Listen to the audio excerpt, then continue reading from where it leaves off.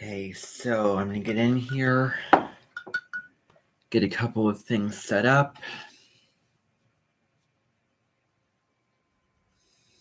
I don't work very under pressure. Let me see what I can find here if I get this computer to work. Okay. So let me just find a couple of things that I need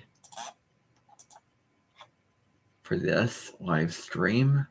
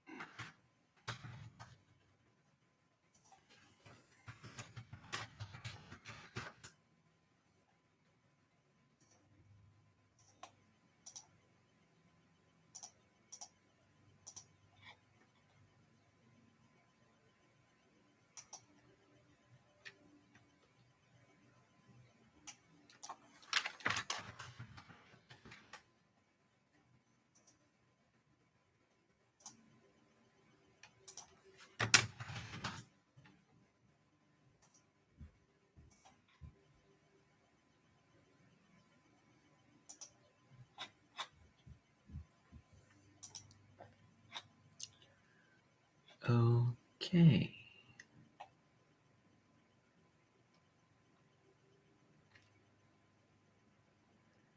All right. Let's see, get in here so that I can start this. Have my water here. My lemon water, which is very pertinent because we're moving into Cancer season starting today, starting right now. And water is very representative of Cancer, and there's a spiritual element to it. A cleansing, nurturing feeling. So if you're watching this now, or if you're watching this later, then you can just pause for a moment and go grab something to drink, a beverage or a snack or something.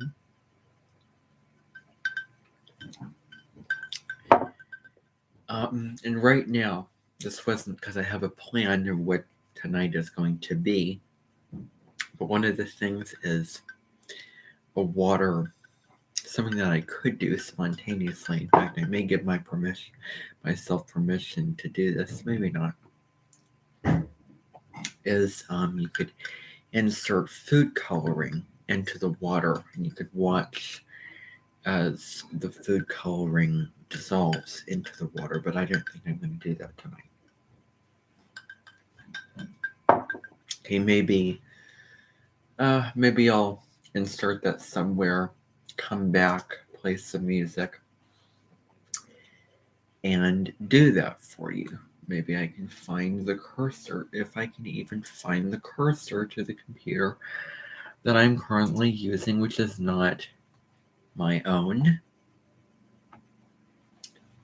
because I don't want to use my own computer for things like this, for live streams, because it uses more power, energy, drains it out more. I don't really want to use it for that. So let me see where I can. But this may be a long live stream. I'll try to get to the point. Here. Okay, so.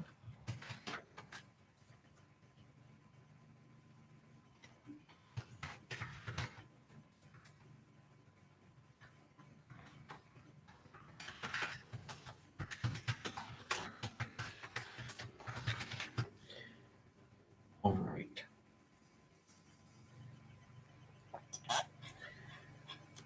So,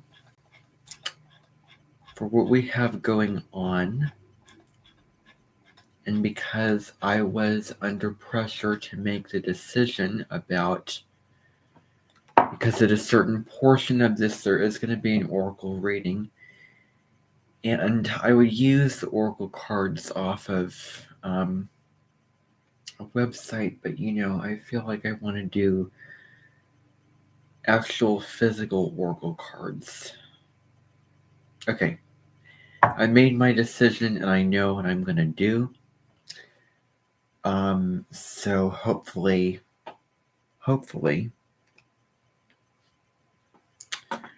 I don't regret my decision when I do it. So, okay, I can't decide right now what I'm going to do. So let me flip a coin and decide what I'm going to do with the oracle card situation.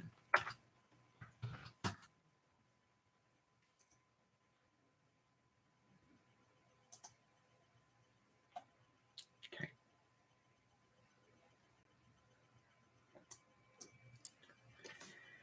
So, I'm going to be right back. Go grab a couple of things, and then come back, and let's get this thing going. So, alrighty. So, let's begin. Let us begin. You know that song from saying when watching, when someone watches or when someone responds to the chat, I'll try to respond. See how that goes. I've actually never responded to anyone in the chat before in a live stream, so it should be interesting. Okay, so let's start at the very beginning. You know that song from Sound of Music. Let's start at the very beginning, a very good place to start, etc. So we have to start somewhere because I have a feeling this is going to be very long. And, I don't want to spend a whole lot of time on the first part of this live stream. So the agenda, if you will. I have a whole list of what I want to do for this live stream to celebrate this day. I wanted to do something to honor the day, to pay homage to it, to acknowledge it. Because there was a spiritual teacher, oracle card expert and creator, Colette Baron Reed, who is also a music artist. She was also, very, a medium. She could tune in to people's energy and what was going on inside them. So 2 years ago, 2021, I'm going to tell you what this was inspired by. So in 2021, on the 22nd of June, because Mercury went direct in Gemini on the 22nd of June, first of all, and the solstice was more of a celebration for people to just enjoy. So that's why she decided to move it to the 22nd. So I attended that solstice celebration that she put on. Then in December, on the winter solstice, there was another solstice celebration that she put on. And then June of 2022, she put on another summer solstice celebration. So how she would do it is she would, it was a webinar. It was not on YouTube, not like this, not a YouTube live stream. It was a webinar that you would sign up for. She would introduce, herself and what was going on. There would be music waiting for people to come on in the chat, and then she would begin by introducing an astrologer to talk about the astrology of the summer solstice in the summer of whatever that year was. Then she would then do an oracle reading for the summer solstice. An oracle reading where you ask spirit or the divine. What do I need to know? What guidance and what wisdom, and what is the message that I need to know? And oracle cards are really a tool of, again, guidance and wisdom and spiritual insight, not necessarily telling you, do this thing. You have to do this thing. You absolutely have to do this thing. But, this is something to think about. You're connecting with the divine. It's a direct dial to the divine through images, through symbols. So she did the oracle card reading. She asked the questions to the cards, not yes or no questions, because you get limited answers for those, but more open-ended questions. What do I need to know? How to best approach this, etc. She would do that. And then she would, there would be a meditation that would happen, and then promotions, prizes, giveaway prizes, all those kind of things. So I attended that. She does have something every year called Oracle Pulls Virtual, which I've never attended and probably never will, because I don't want to sit on my computer all day on a Zoom meeting and, journaling, doing all those kind of things with, Oracle cards. I didn't want to do that because that was very restrictive, and I want, more freedom. I didn't want to be chained to my computer, and I think when you do spiritual practices, it comes from you being inspired to do it. It feels right in the moment to do it. You want that meaning, you want that wisdom. At this time, take a walk if you need to, and stepping into gratitude and appreciation beyond the need and the want to go to a paid event like Oracle Pulls Virtual with a certain theme of a deck, and I couldn't choose whatever deck that I would want to bring because there was a certain deck, a certain theme for that particular year. And I'm sure that if I would go to that live event for 3 days, I would be able to choose my Oracle deck, use whatever Oracle deck that I wanted to. But at the time, 2 years ago in 2021, the reason why I wanted to go there is because of feeling the absolute need and the absolute guilt to go to Oracle Pulls Virtual, of which she commercialized on the Solstice celebration 2 years ago in 2021. My reasoning for going was mainly to just stroke my ego that I was using a different deck than the deck that was the theme for the event, and it wasn't for true wisdom, getting meaning, healing, all those kind of things that sort of underneath it all. I wanted it to be spiritually meaningful or healing or empowering for me. But I think that would be stronger reasoning now, and it would come less from the ego mind.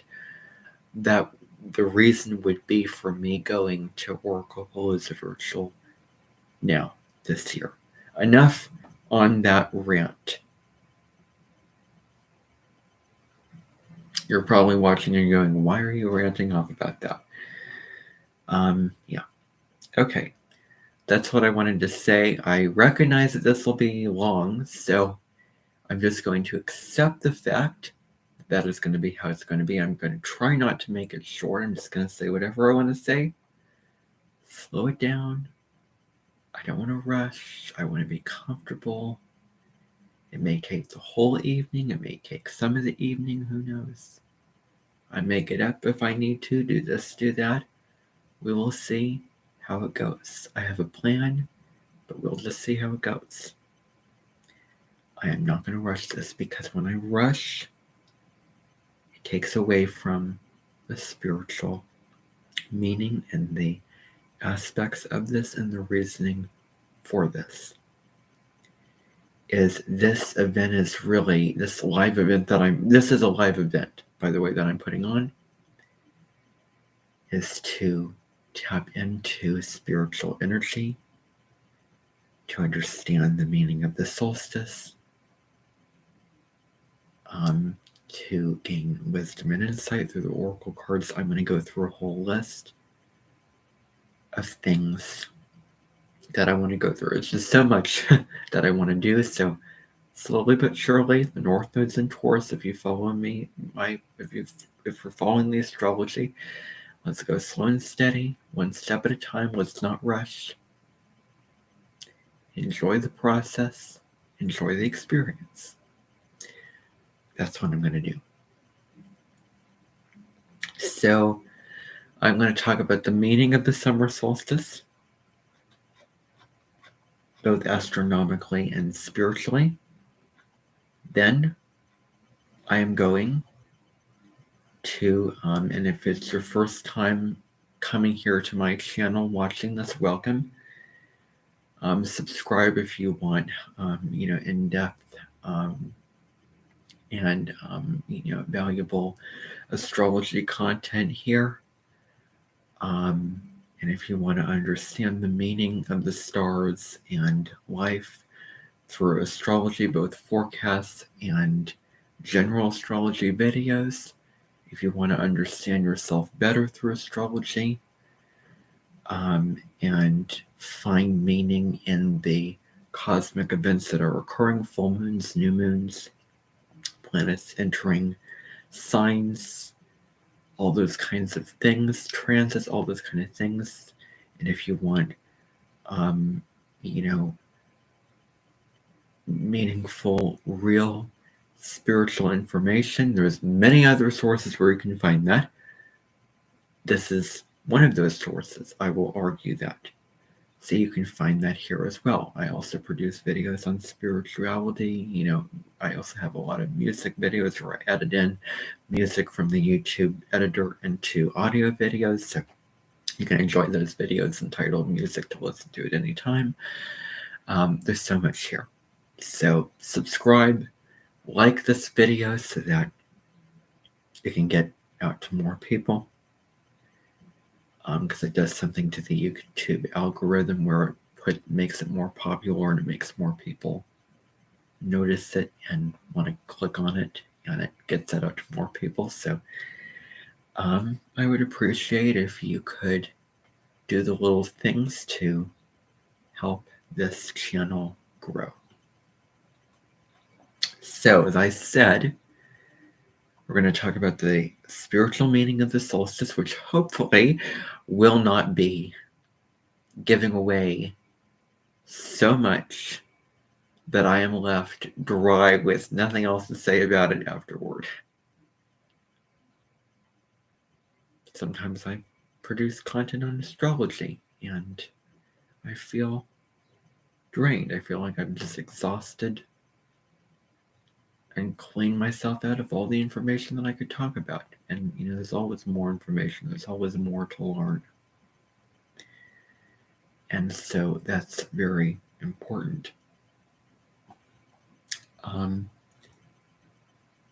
so, yeah, I'd say something else, but I'm not going to. All right. So moving on. To talk about the astrology. This is not going to be the most in-depth astrology, live stream. I'm just going to give an overview and what is on my mind, what I know, what I can think about off the top of my head in relation to the astrological events that will be happening specifically related to this summer, including what does Cancer season mean, Leo season mean, Virgo season mean. I'll get into the sun transiting those three signs. Then I'm going to head into, when I get done with that, the meditation section of this live stream. I'm going to be doing a meditation, which is going to be somebody else's meditation. It is a guided meditation for groundedness and being in the present moment. It is called Ancient Tree Meditation by Colette Baron Reed. And the sound may not pick up in the live stream because of some copyright, but I still want to do this live stream. So you may just look at me meditating and closing my eyes, or you can click the link in the chat, which I may provide for you later, to click on and then listen to the meditation as you are meditating, because that's what a guided meditation is. You're meditating, you're closing your eyes, you're getting grounded, you're connecting to spirit, you're calming down your mind while you are listening to somebody else speak in the background.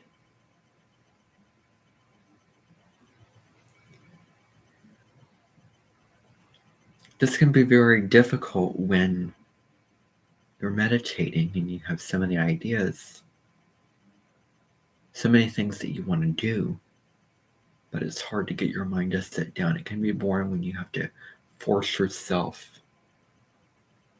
and push yourself to sit down and meditate and close your eyes. You have something that stimulates you and something in the background, then that in some cases makes it easier. But anyway, makes it more easy to tap into that altered state of meditation, get grounded. It relaxes you. It brings you more present with what you're hearing. And there's so many things I could say about that.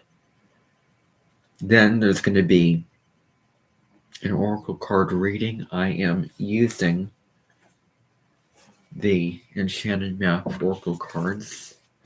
This is one of Colette Baron Reed's oracle decks, and she is an oracle card author. I'm going to be drawing from these cards. I'm not going to do an overcomplicated, huge reading. I'm going to keep it simple because I don't want to give too much information, too many things to think about. So that's what I'm going to do. Then I'm going to do an oracle card reading for the collective. It's not your individual zodiac sign. I'm not doing an astrology reading for the different signs, for the sun sign, moon, and rising signs. I'm not doing that. This is collective. This is for everyone.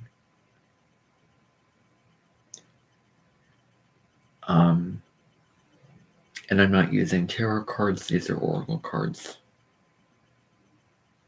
Then I may do that water experience where I'm turning the camera and you're watching the food coloring things get into the water. Who knows if I may do that? We'll see. Then another thing that I want to do is do a musical sound frequency. So tuning into the sound frequencies. And there's going to be a whole section about that. And I'll probably look back and feeling guilty for why I'm taking you through this whole agenda. I'm not going to redo this, though. This is live. I don't like redoing things. So anyway, and then I may also play some music to finish off the live stream from the piano over there. There's a piano in the room that I'm doing this live stream at, so I may finish the live stream off with that to celebrate it, to end it. But let me see if I can find I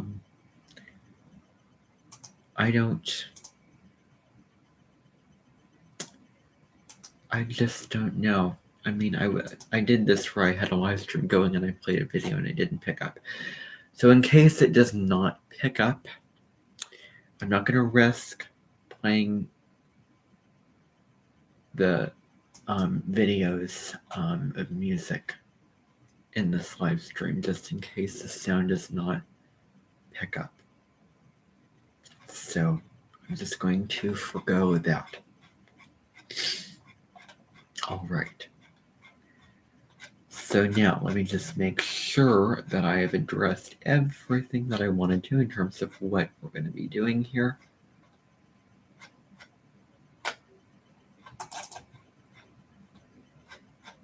Yes, okay. Now let me go back to the very beginning here because I came prepared. I did my research. I got everything prepped. So I have a whole document and list of stuff organized, outlined here.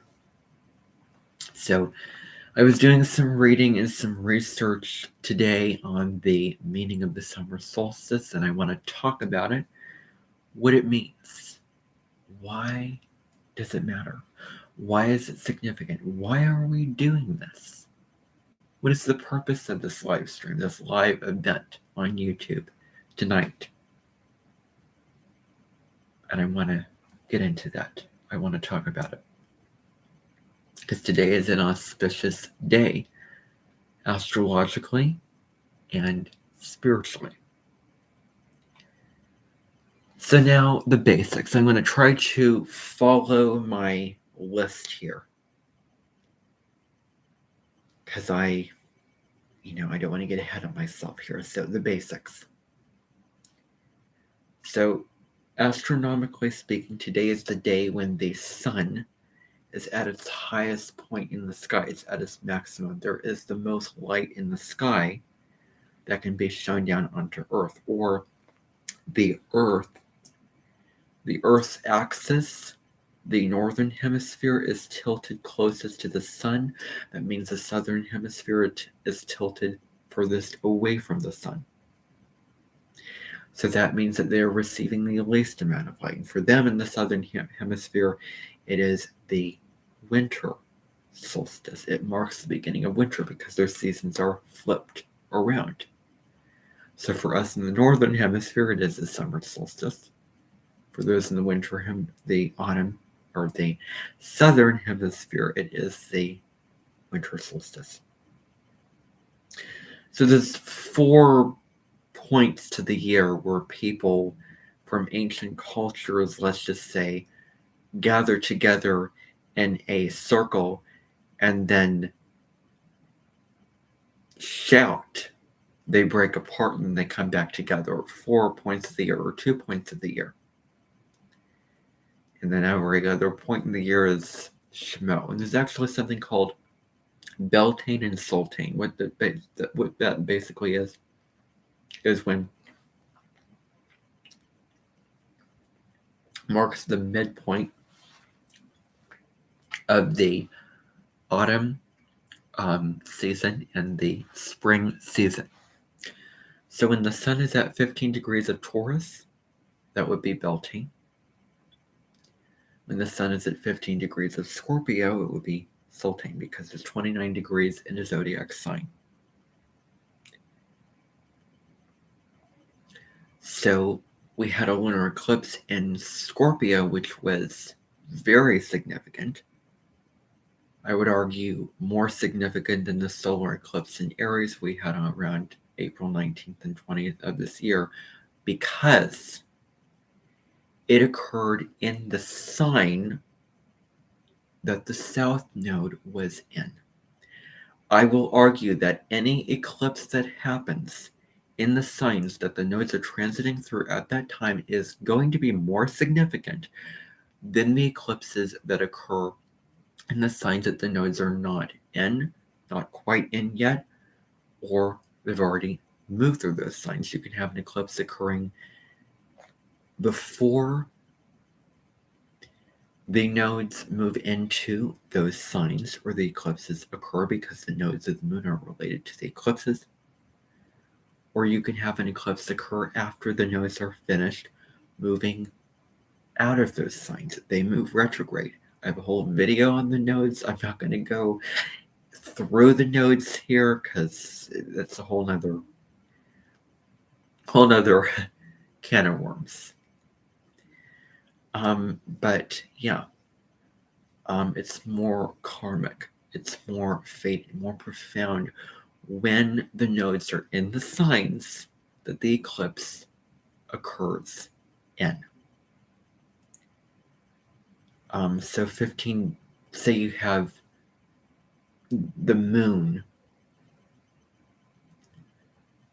I'd say 15 degrees away from where either the south node is or the north node is, and the sun either conjuncts the moon, forming a solar eclipse, or opposes the moon, forming a full moon or lunar eclipse, and the solar eclipse is a new moon.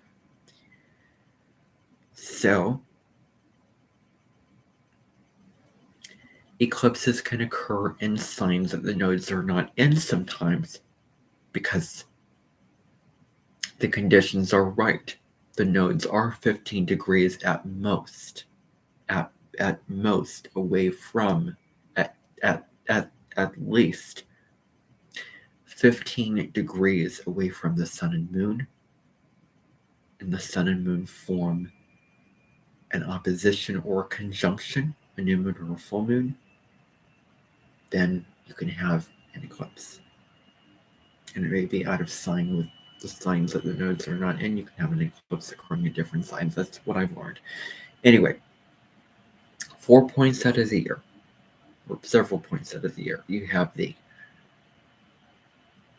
spring equinox in the northern hemisphere on March 21st. That's when the day and night are at equal measure. The sun enters 0 degrees of Aries. You have Beltane, and the sun enters 15 degrees of Taurus. That's what that is. The summer solstice, which is today, June 21st, when the sun is at 0 degrees of Cancer. We're welcoming in the summer season in the northern hemisphere. Then there is the, autumn equinox, September 22nd, September 21st, 22nd, and the sun is at 0 degrees of Libra. That's another equinox. It brings in the fall. And then the Sultane, which is when the sun hits 15 degrees of Scorpio. That's the middle of the autumn, in the middle between the fall equinox and the winter solstice. So that's Sultane, I believe. Then the winter solstice is December 21st. The sun hits 0 degrees of Capricorn.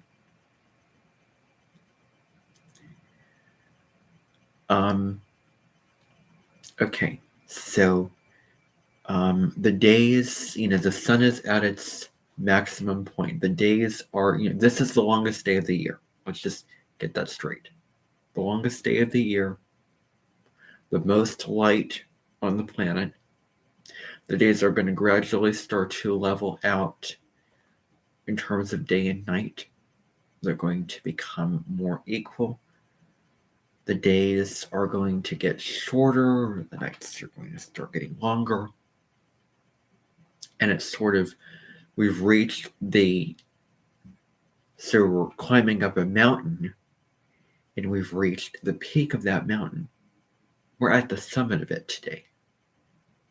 The only way we can go is down now. So we're at the Mount Olympus, I guess you could say, the highest point of the sun. We're going to start descending down. We're going to start getting into more darkness. It's going to become more dark in the northern hemisphere, less sunlight, until the, autumn equinox, and things are leveled out. Then the nights get longer, the days become shorter until you have the longest night and the shortest day, when there is the least amount of light, which is the winter solstice. Then things level out in terms of day and night, in terms of the sun spending an equal amount of time, day and night. Then you get to the spring equinox. And then from there you get the sun is shining more light. The days become longer. those more hours of light until you get the shortest night and the longest day, which is today. So here we are. So, with that said, with the astronomy being said, the sun is at its highest point. We're getting the most amount of sunlight. I've already said that before. And then in the southern hemisphere, it's the opposite. So the sun is standing still in the sky, maximizing its power. So great, we can tap into this solar energy. And the sun stands still in the sky. The sun is stationing. In astrology, the sun and the moon both do not go retrograde. Only the planets go retrograde. But the sun, in a way, does station at a point like this. So the sun is standing still. You can really tap into and feel its power and essence and energy. This is a time, spiritually, brand new season. This brings about a brand new beginning, initiating something brand new for your life, setting an intention. This is what I want to create, starting afresh. This is cardinal energy. Cancer is a cardinal sign. Cardinal signs are about initiations, brand new beginnings. They want to take control of their lives. They want to be the leaders of their lives. Cardinal energy says, sit in the driver's seat of your own life. Take control, initiate, be assertive in ways that are not just related to Aries, because it's a very cardinal sign out of all those signs. All 4 cardinal signs initiate brand new seasons, and they deal with different areas. Areas, self, what you want, what you need, your desires, your, personal goals, what you want to go after in life. Cancer is home, family. We're initiating the emotional realm at this point of the zodiac. We're tapping into our feelings, our emotional body, etc. More on that to come. Libra is relationships, balance, collaboration, fairness, all those kind of things. And then Capricorn is our purpose. What we truly want to achieve, our discipline, our maturity. Where we can make a difference, where we can leave a mark, make an impact, and do the work. Capricorn's ruled by Saturn in astrology. Saturn rules what is your purpose? Why did you sign up for this lifetime? So what did your soul agree to when you came in to this earth?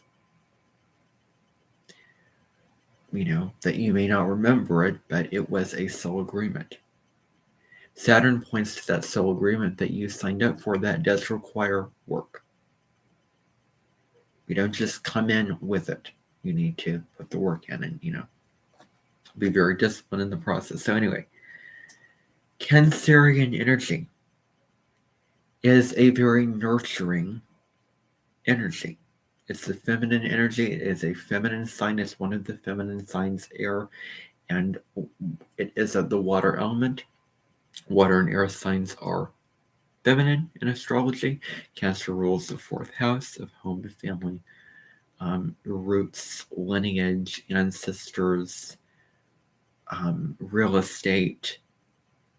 But I also think that the 4th house is your emotional roots, your emotional foundations. Over the next 30 days, we are initiating this, where we are really feeling, we are tapping into our emotional body, really getting into all, our vulnerabilities and our sensitivity, doing the things that bring us peace and joy and nourishment, whatever it is, whatever that is for you, self-care, etc. This is a time of the summer solstice where we're celebrating with our families. Cancer corresponds to family and being in connection.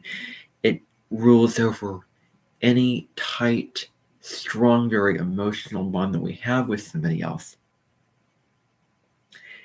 And it also corresponds to home. And I don't know how you're celebrating the summer solstice. You may celebrate it at home with your family. Cancer is home, both spiritually and physically. It asks you, what is your home? Do you feel at home inside of yourself? Do you feel at home with the people in your world? Go back to your roots. Drop in. Who are you really? And what do you need and want on an emotional level? That is Cancer. Wants to take control. It's the mother who, takes care of the kids and, feeds them, nurtures them, spends time with them emotionally. So that's Cancerian energy right there. Now, the veils between the worlds, the spiritual and the physical world, are very, very thin at this time. We can connect to the spiritual planes. That and eclipse season, both the veils between the worlds are very thin. The sun in astrology represents our vitality, our individuality, our sense of consciousness that we are a person living this experience. We are here now. This is what I want. This is what I do. This is what I want to initiate, create. This is what I want to put out into the world. That is the sun energy. The sun is personal power.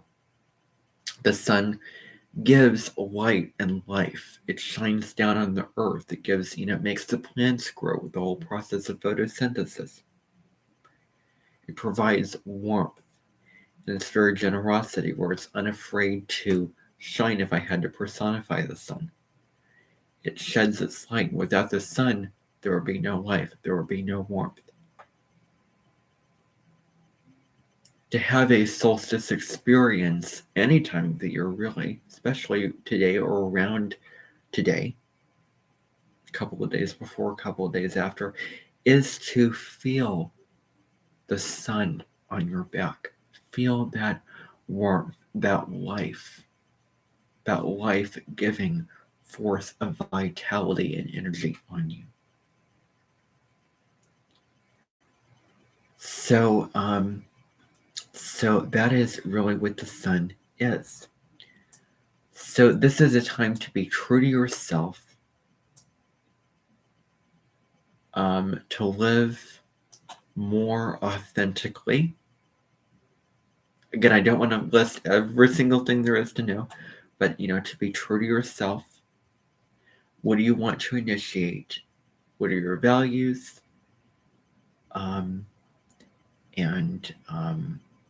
What are you honoring? This is a time of honoring yourself, loving yourself.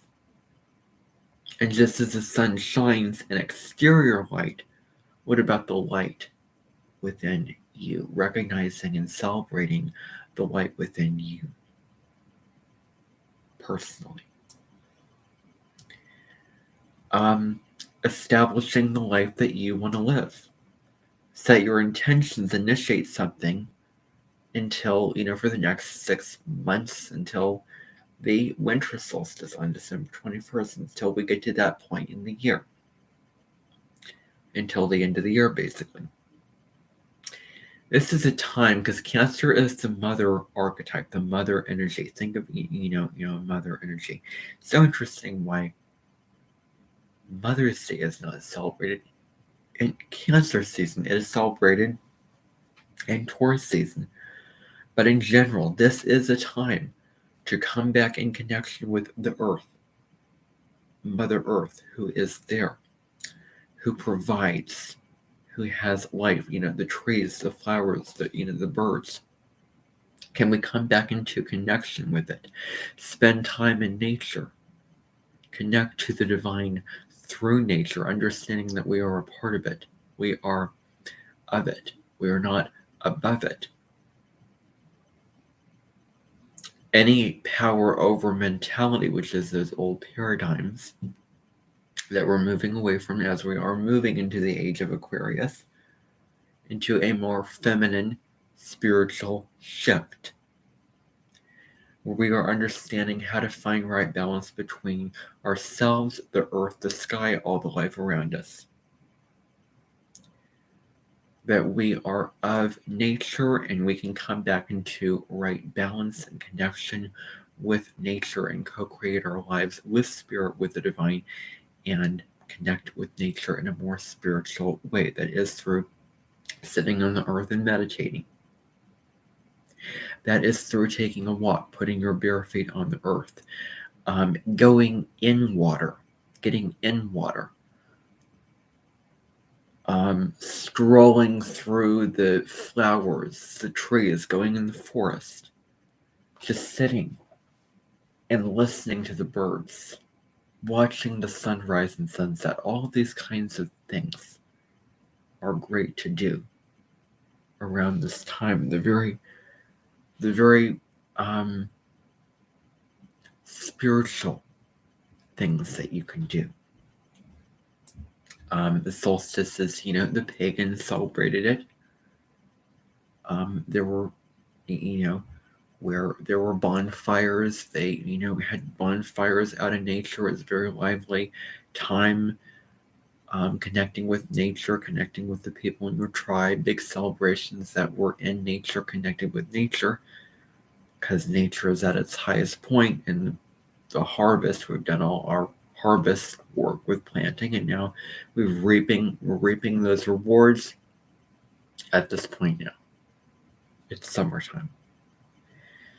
So with this, there can also be the importance of Stonehenge, a monument in England where there's something set up to where it you can see the sun and how it reflects back to it in a certain way. It's big celebrations where people go to around the monument and they look at it and pay homage and are there for that time when the solstice happens. So coming back into our connection with Mother Earth, celebrating the richness, celebrating the abundance of Mother Nature, the trees, the flowers, the bees that produce pollen, honey, foods, all these kind of things like that, the birds that sing,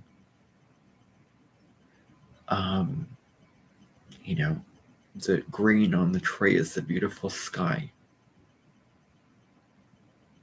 the animals that give up their lives for us to eat them, the fruits, the vegetables, all these kind of things. Let's, I'm going to do this. Let's, thank, and acknowledge all those kind of things during this time. So, it is a time where we can connect to our individuality and come back into our truth and who we are as individuals. This is also time for reflection, going into our inner world, taking time to be with ourselves, reflecting on where we've been, where we're going, how have we grown in the past, from the beginning, from the winter solstice on December 21st all the way up to now. How have we grown? How have we evolved? What lessons have we learned? How have we changed? What work have we done on ourselves? So that's also a big part of this energy to reflect on our needs, our wants, our wishes, our hopes, and our desires upcoming. So it is a time of reflection and new beginning, kind of like a new moon. You have a new moon every single month. We have a new moon every single month. And new moons are those times of new beginnings, initiations, intentions, setting times. where it's quiet, it's internal. Where there's no reflection, it's dark. You're going inside. Now, of course, it's different now because it's so light, as any new moon would happen in the summertime when it would be so light outside. Because it's summertime. But anyway, this is a more powerful new beginning. Anything that you can do for self-care, and things that you can do that you can truly love yourself, whatever that may be, any spiritual practice, anything that you're passionate about, any goal that you want to initiate, something that you love, doing the things for yourselves that show that you love, care, and value yourself. That could be a multitude of different things. I've already spoken about those two things. And what do you want for the future? What are your hopes, dreams for the future? And also abundance, recognizing what there is to be appreciative of and thankful of in the here and now. Being here now, being present, saying thanks to all of the wonderful things that we have in our lives to be thankful for. The simple gifts that the universe provides, not necessarily in ribbons or bows, but not in a certain form like a package or anything like that, but more spiritual.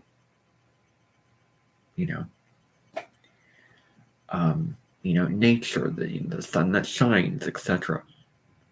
The people in our world. All these kind of things in the physical reality. Food, all these kind of things like that. Earth Day is another celebration of this gratitude for the abundance in our lives in Mother Earth. So it relates to that holiday, which is in Taurus season on April 22nd. So, what have you created already in your life? And then also with a new beginning comes an ending. What are you ready to release? What no longer works for you anymore? To move into a new season, to move into a new beginning, to begin again, something has to be let go of. So now is the time of letting go of that old way of being, that habit pattern, that way of living your life, that approach, that function, that task, that activity that you have done that drags, pulls you down, and any relationship or job that you have, or whatever it is, mentally, emotionally, physically, and spiritually, that you feel like you need to let go of. That, okay, this is time. I have to get honest with myself. This doesn't work anymore. Time to let it go. To begin again. Really taking advantage of this time is for you to have that new beginning, that initiation that you want. You need to let go of what no longer works for you in your life. Another thing that came up a couple of times when I was, reading about the summer solstice is, balance. What is the balance in our lives? What is the balance between light and dark? Coming into a place of harmony. And when you release what no longer works for you anymore, you find peace. You find harmony. You find balance, tranquility, happiness, fullness, wholeness. You feel content. So, bringing the masculine and feminine elements into balance, bringing your life back into balance, especially toward the Libra autumn equinox in the northern hemisphere. So balance is another important thing here. To recognize also the dark inside of you. This may be a time to really sit with yourself and acknowledge what is going on inside of you. We can talk about shadow work, facing your shadows, being willing to feel and integrate those feelings and sit with them, move through them, move with them, heal, evolve, transform, and feel into what we're feeling, Cancer. And then through that work that we are doing on ourselves, that facing the shadows, that healing work, we can find a sense of wholeness. So any kind of shadow work, we're not bypassing the shadow, the things that we don't like about ourselves, the darker aspects of ourselves. So, through this shadow work, we can really connect to our higher selves. What does our higher self want? Going back to self-love and self-care. Our higher self, our spiritual self, connecting with our true self. The spiritual being living a human experience. What is our true self? What do we really want in our lives? Truly, authentically, really. And then the final thing is connecting with our relationships, the importance of the relationships that we have, especially family. Connecting with family, especially because this is a holiday, and seeing ourselves, our identity through another person is also important. So, with all that information in mind, let's move now to another section of this, which is the astrology. I'm going to try to keep this simple, simplistic,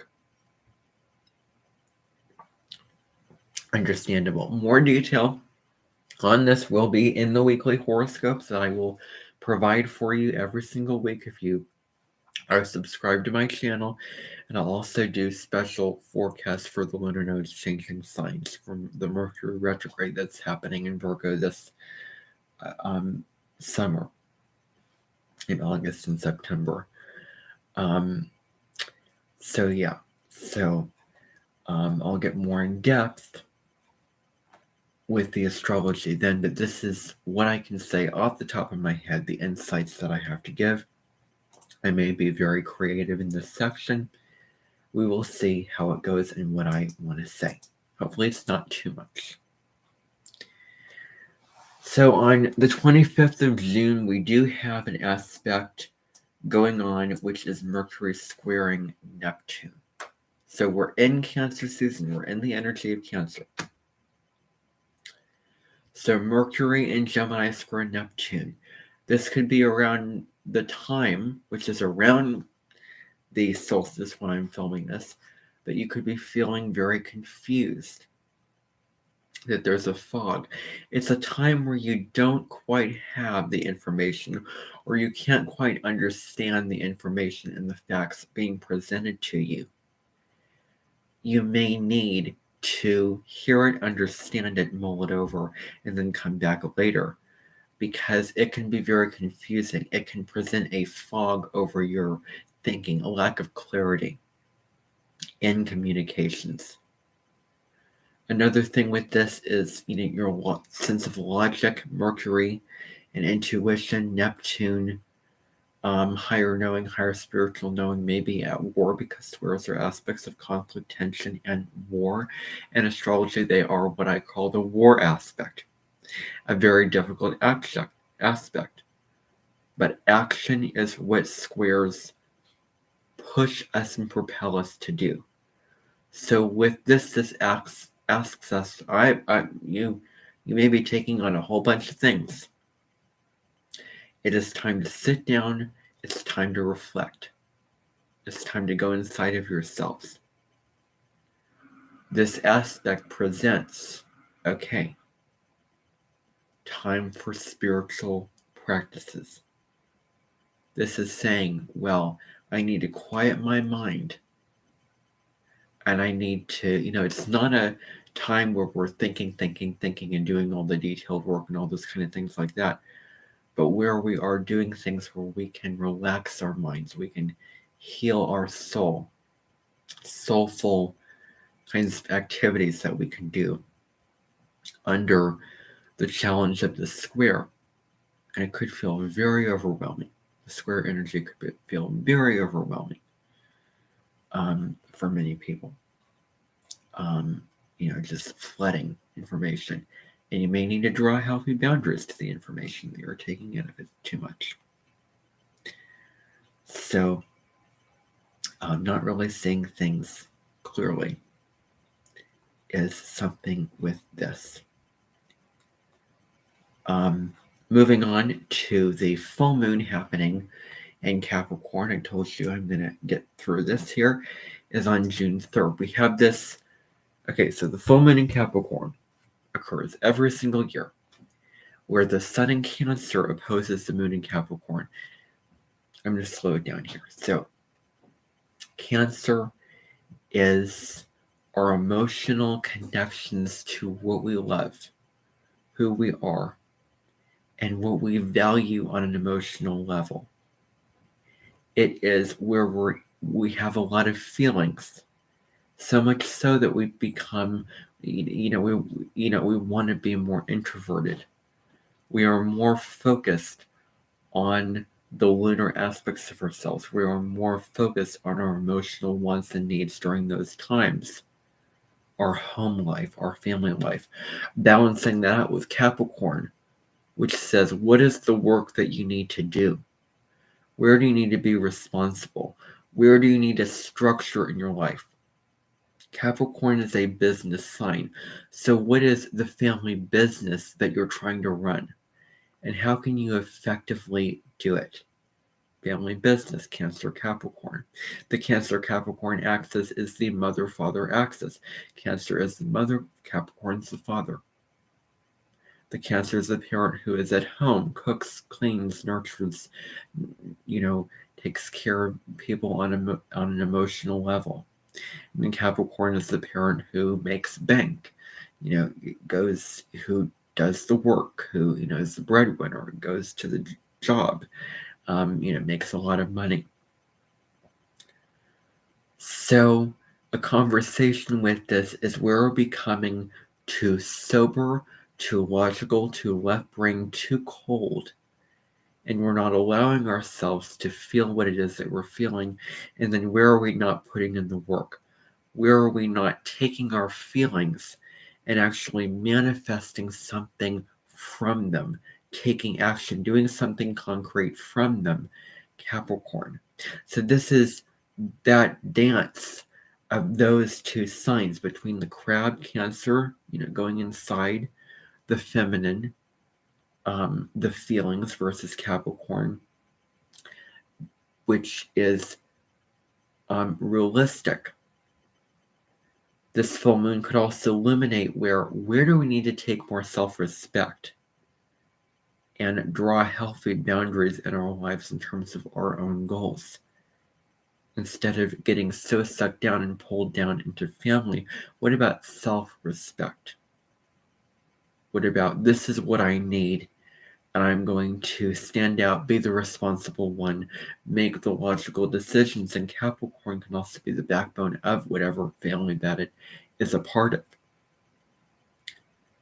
So, taking more responsibility in the family life and in the Cancer sector of your natal chart. So the rising sign may be Sagittarius, like mine is, for example. So Cancer would be in the 8th house for me. So my 8th house, my Cancer house.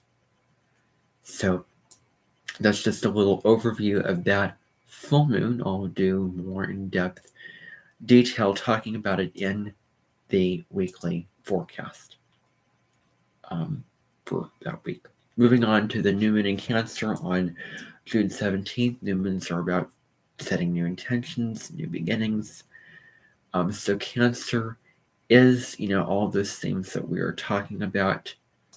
home, family, etc. So that's happening on the same day as that new moon in Cancer. We have the nodes changing signs into Aries and Libra. The south node of the moon is moving into Libra this summer. The north node is moving into Aries. Where do we need to release people-pleasing tendencies where we may be in a relationship?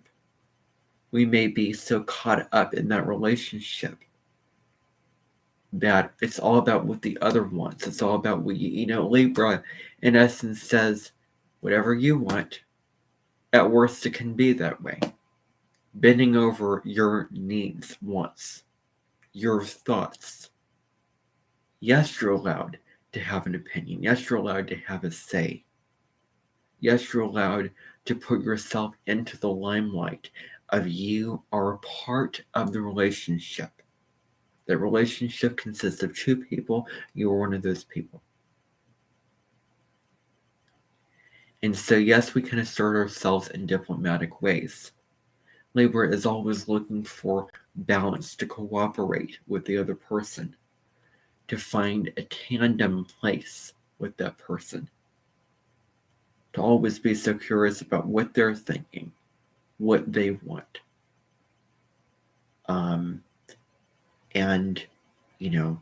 But we can lose ourselves in the relationship. So the North Node in Aries is about you have got to find who you truly are and go towards who you truly are.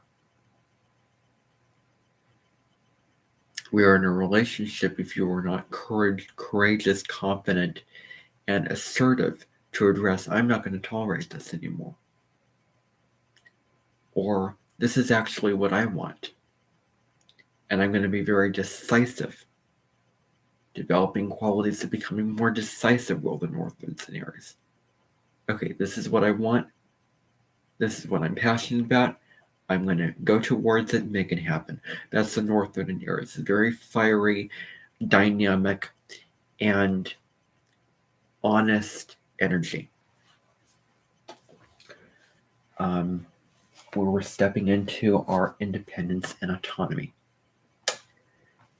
And we can find more meaning and more spiritual growth and fulfillment when we lean into this. Now, on the 22nd, this is another really big thing that's happening this summer. Venus is going retrograde in Leo. We've already started the pre-shadow, which started on June 19th, 20th. Venus is going to continue until it hits 28 degrees of Leo. It's going to slow down. Its influence is going to become more, pertinent to the Earth. It's going to slow down. It is going to go back, retrograde, back to 12 degrees of Leo. And this is about, basically, what this is about is Venus retrogrades are a time to reflect on what are we doing in our relationships. This is a time to reflect, hey, maybe I need to go back and put more into my relationship or step back in my relationship. Maybe this is how I feel about this particular person, and the Venus retrograde is going to review how you truly feel about this person in your relationship. What is truly going on. There's going to be squares to Uranus, which is going to say, face the truth of what is going on. Liberate yourself when you step into that truth.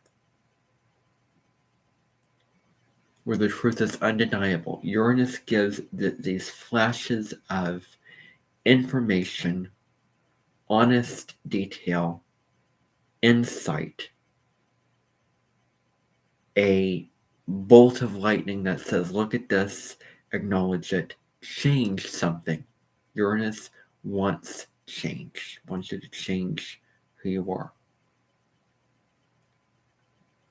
Uranus brings sudden truth, sudden situations to light. It illuminates that true you to light. So Uranus is always bringing you closer to yourself. So Venus retrograde in Leo is looking at maybe it could be a creative passion that you initiated long ago and now you feel the inspiration to go back to it.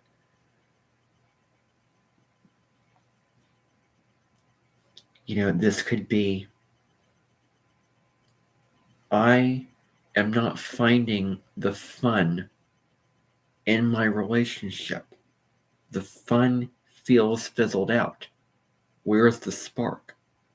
Where is that joy? Where's the pleasure? Where's the connection? Where is the romance?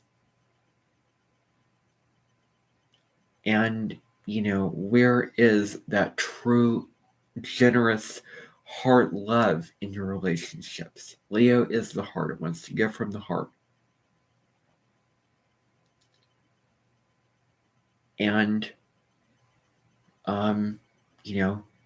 where's the passion in relationship, in your relationships? And what can you do to turn it on? To, turn the lights back on again? To, let it out, to provide more fun, to provide more passion, to put that joy, because that's what Leo is, it's joy, putting that back in your relationships. It's so funny because one thing I think about with Venus retrograde in Leo, which is a huge part of the summer, is a fan blade. I just see a fan blade. It's so funny, but a fan blade is a light. A fan is a light. You turn it on. And the fan turns one direction, then it turns another direction. I just see a fan blade when I think of Venus retrograde in Leo. It's so random, but it is that light. So wherever you not, shine your light, being who you truly are. Express yourself in relationship, specifically speaking. There's also an aspect, a huge aspect going on of Pluto squaring the nodes. So this can be themes around death, rebirth, transformation, truth, power, healing, and empowerment. Stepping into truth, who you truly are. The full moon in Aquarius, which is, I think it's August 1st, which happens every year, is this balance between Leo and Aquarius. The heart. How are we taking center stage? How are we showing up in our own lives for ourselves? And what are we inspired to do in this here and now moment? And Aquarius, which is freedom, an intellectual understanding that we are all free individual beings. And that full moon is about truth in liberation.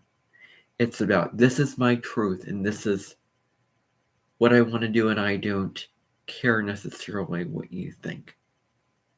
It's this balance of what can I do to serve humanity versus what can I do to shine in the limelight in my own life. And also being your quirky self and not, caring what others think. And embracing what is unorthodox or unconventional as well. So the moon in Aquarius is heart, it's emotion, and its passion in Aquarius is this logical?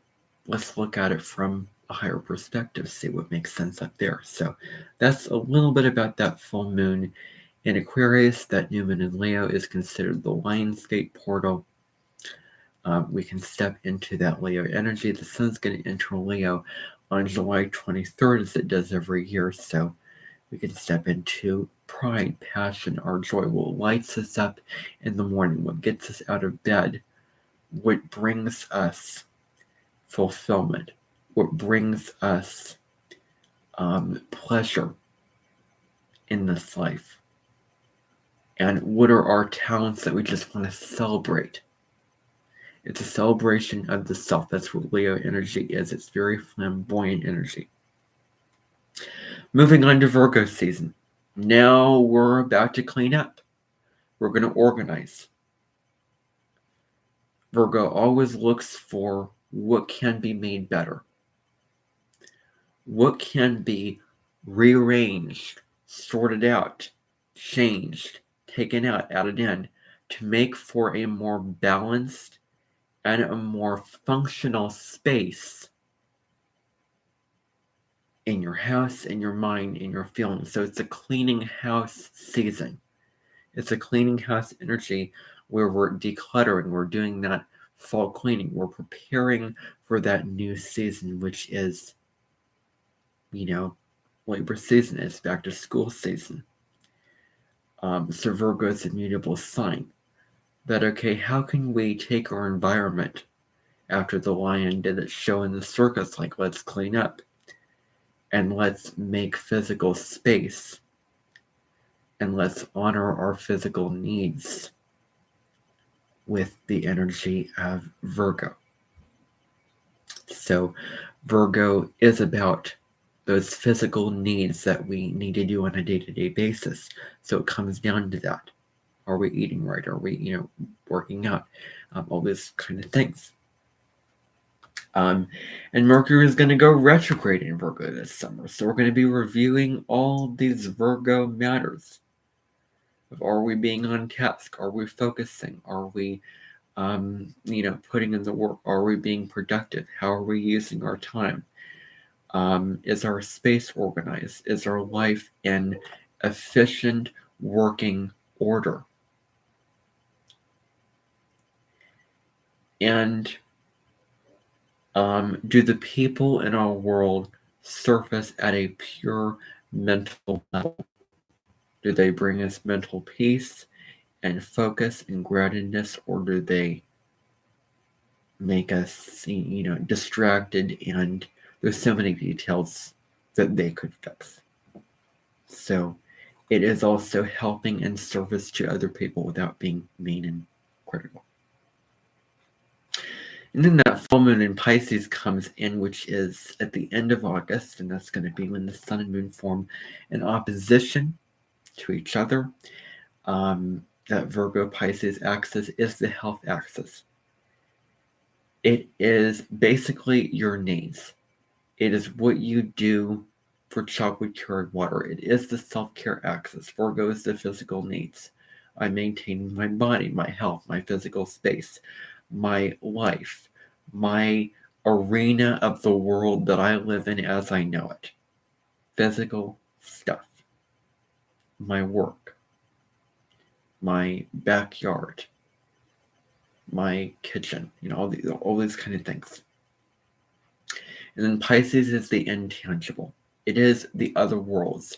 It relates to worlds that are invisible to us but have a profound impact on our everyday lives.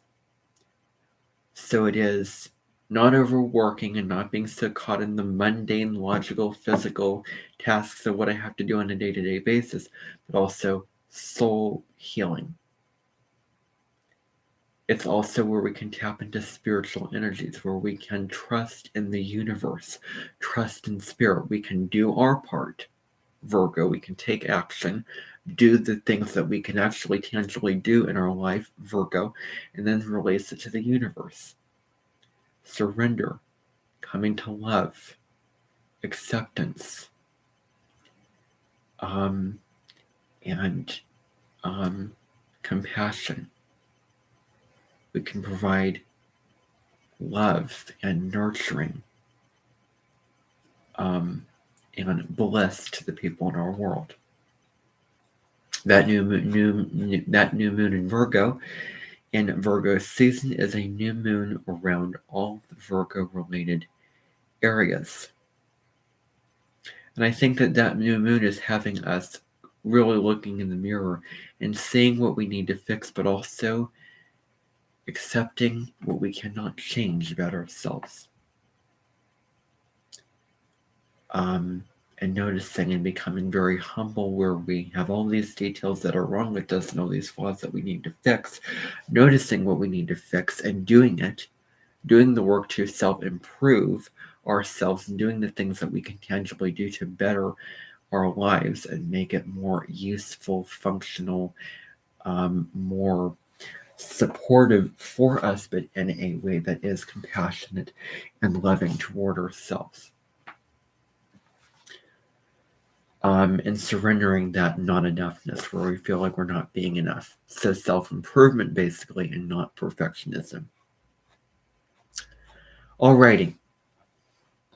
So that is the astrology general run-through. I still have my water with me for the summer of 2023. All right. So, moving right along. We are about to slow things way down.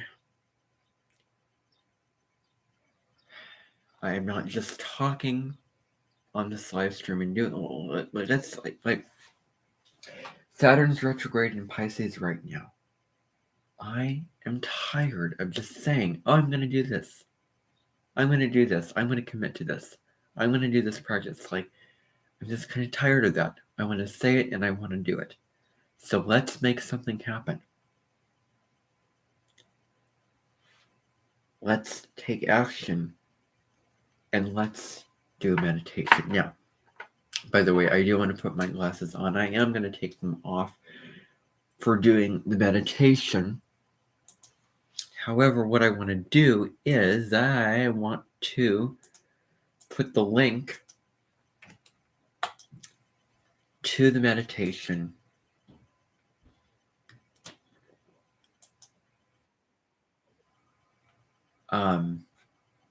in the chat so that you can get to it, because again, what you're going to be hearing if you are just watching this live stream, you're going to see me sitting with my eyes closed, silent. It's going to be weird. It's going to be boring. So here's the link to that meditation so that you can play it as I am doing it. And on the plus side, it is not copywriting material from YouTube. So there is meditation. This meditation is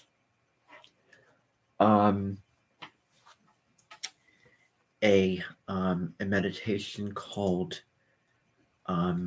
I think Ancient Tree Meditation, or I Am an Ancient Tree. It is a meditation designed to put you back into a space of presence, groundedness, peace, calm,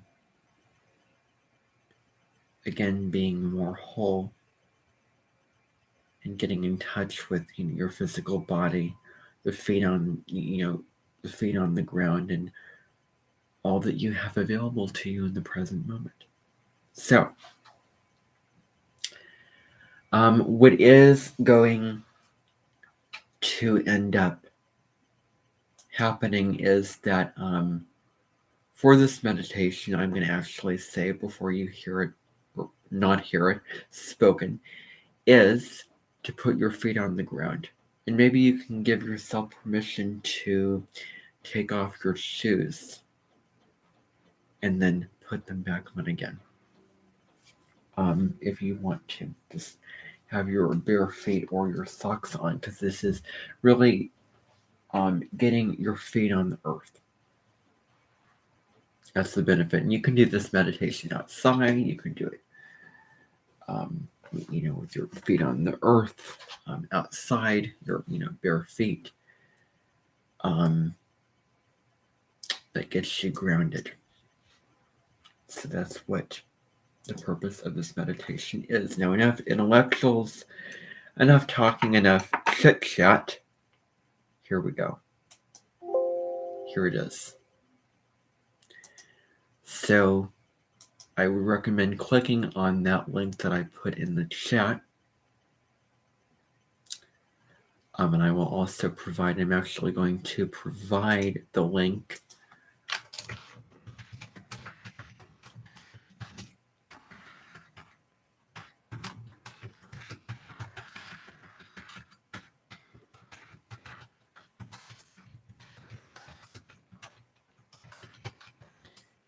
in the description box below so that you can go in and view this meditation if the chat does not show up by the time this live stream is over. So I put the link in the description for you. You can go click on that link and you can hear the meditation as you are, as I am doing it.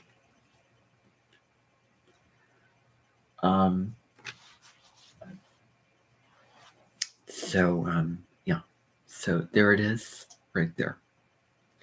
So I'm going to do this.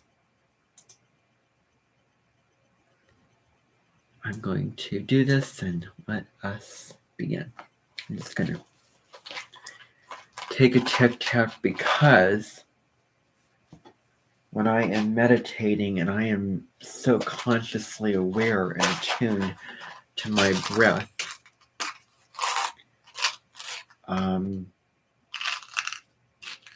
I want flavor in my mouth.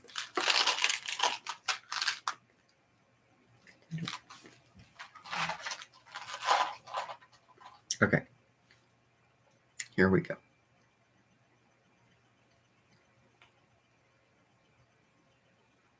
Just find my cursor here.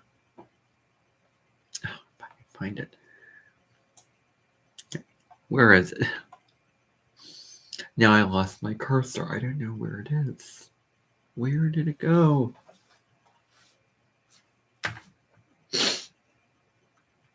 Okay, maybe I'll move that over here. See if that helps. Okay, I can't find my cursor right now. So that is very frustrating. I'm trying to do this and I can't even find my darn cursor. I'm gonna have to put my glasses on again so that I can locate this cursor.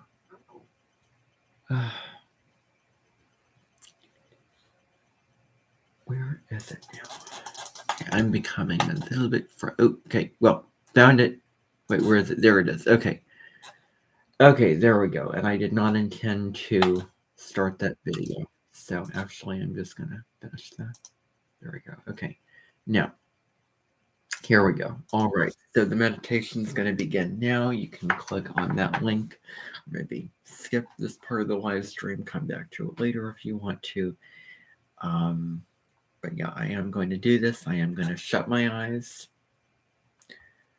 I really recommend not just watching this because, again, just do it. I would recommend doing the meditation with me. But, yeah. So, here we go.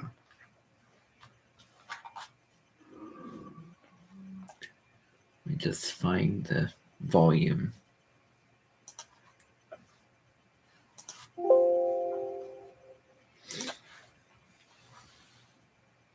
All right.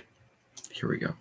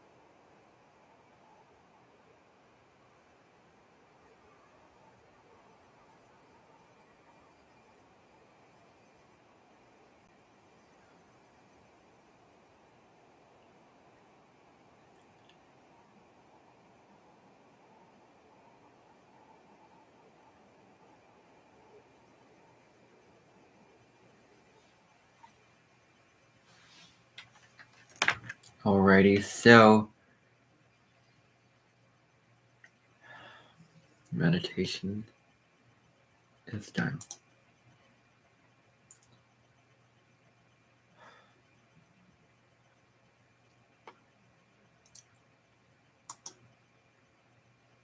Alrighty.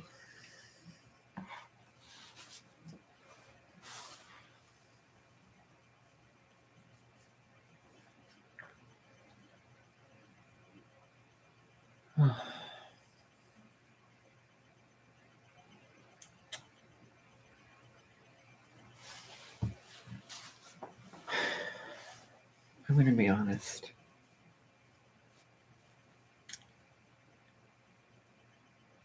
It was kind of hard to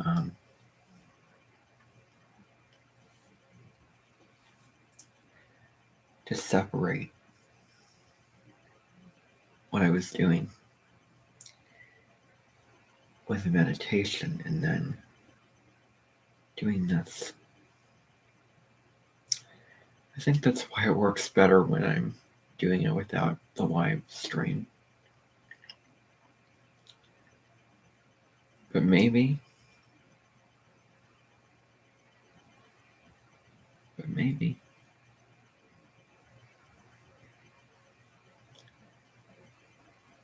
I can find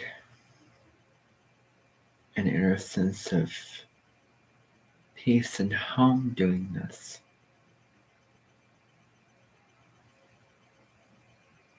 And I can connect with you in a really real way, in an even more real way than I could prior to the meditation.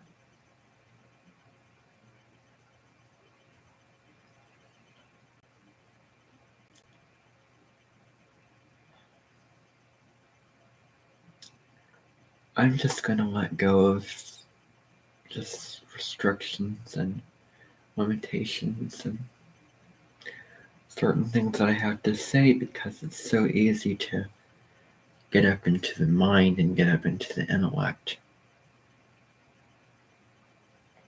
I think when you're doing a meditation, it does get real where, okay, I'm doing this and I need to become present. I need to stop, think it. Just relax. I mean, whatever comes through when you do a meditation, just let it come through. When I try to push thoughts away, it doesn't work. And I was noticing that I was doing that. My Mercury is in Taurus, and I can become very fixated on things. Fixated on what I'm thinking about. It's hard to let things go when you're latched on to something that you're thinking about. And I find that the thing is that I was trying to get myself to be present, to push away the thought of, okay, I'm doing this on a live stream. I'm doing this. So I need to do it really well. And I just want to let that go. I just need to just let that go. Open up, loosen up, let it be what it is. If I have the thought, if I have that, experience, that feeling, okay, it's like there is this part of me, this inner authority that's saying, make it short, get grounded, don't be caught in your head, wrap this up, what are you doing? You're wasting your time. That voice inside my head right now is going crazy. And also, my inner authority, a voice is telling me that, whatever it is. I'm going to give myself permission to be just real, true, imperfect. And I'm just going to allow it to be whatever it is. So that's just my takeaway from that. Now, that hopefully you got yourself into a state at this point where, take a sip of my water.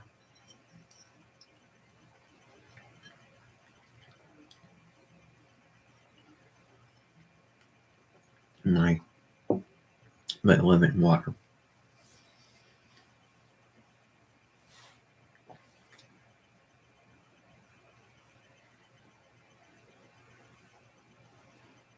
Okay. So now, I mean, if nobody comes on here, then nobody comes on.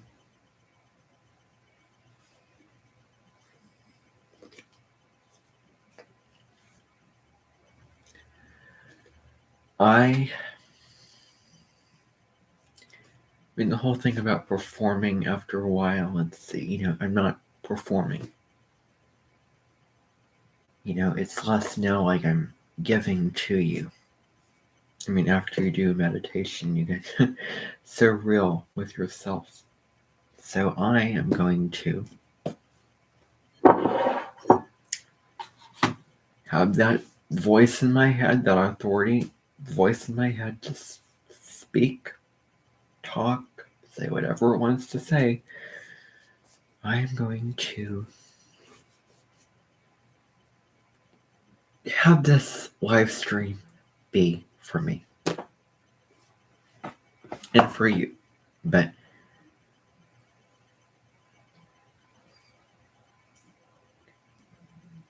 I want to do this so that I get, meaning from this, and I wanted to do this for me.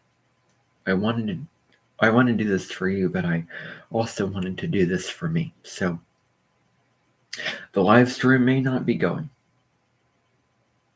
I may be sitting at my desk with my oracle cards doing this, doing a reading for myself. So that is how I'm going to make it, because that is what makes me feel relaxed at home inside myself. Just, performing and that whole thing. No, so nobody forced me into doing this live stream. I decided to do it. I made the decision to do it. And I'm going to treat it like I want to treat it. All right. So I'm just going to escape from it at this particular moment. All right.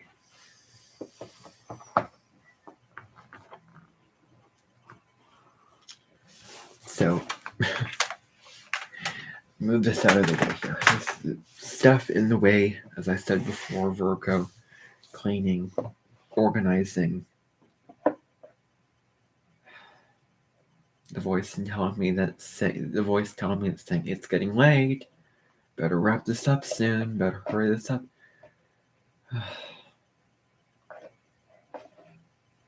Okay.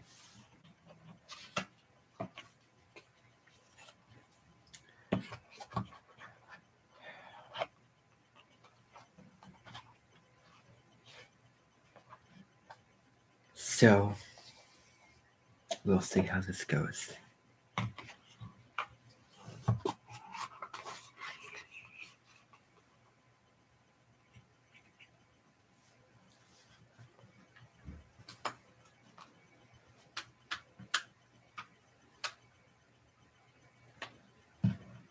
Slowing everything down at this point.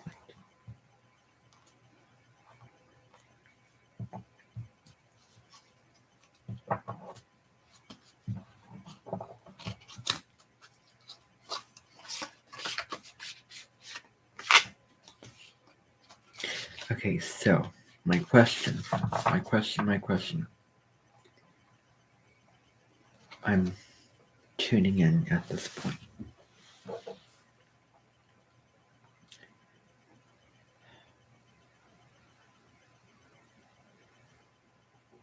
what do we all need to know?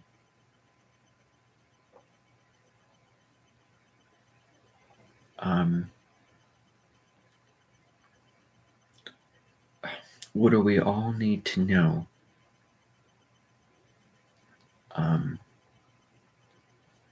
about the summer of 2023?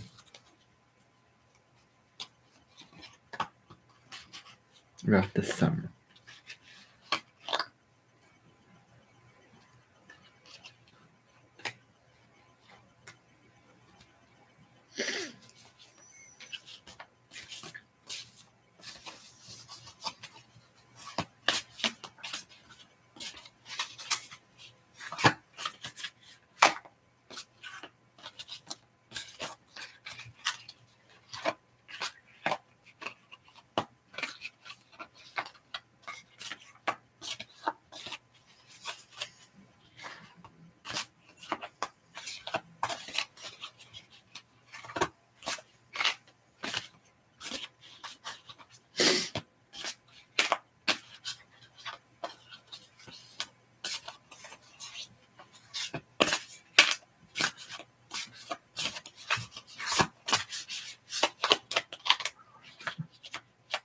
Next.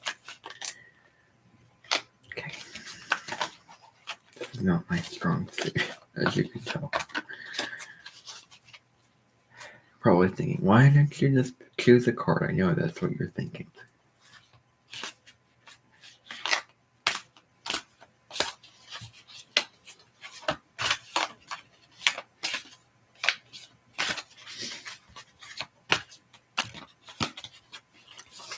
I'm trying to do this anyway. Yeah.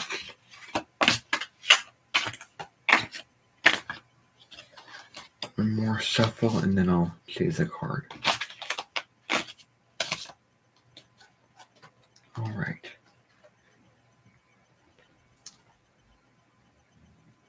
Oh. Very interesting. The card is rock bottom.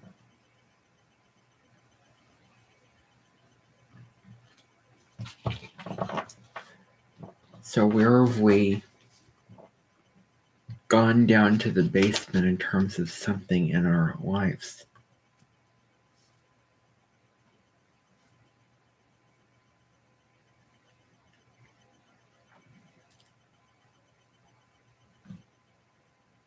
What is a certain pattern, a certain way of being, a certain thing that we have done throughout our everyday lives,